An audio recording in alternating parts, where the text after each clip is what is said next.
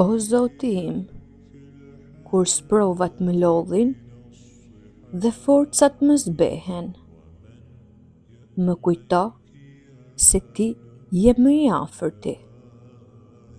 Mos më lër të ndalem për shkak të frikës, por më jep guxim që të eci me bindje se pas çdo vështirësie vjen lehtësimi.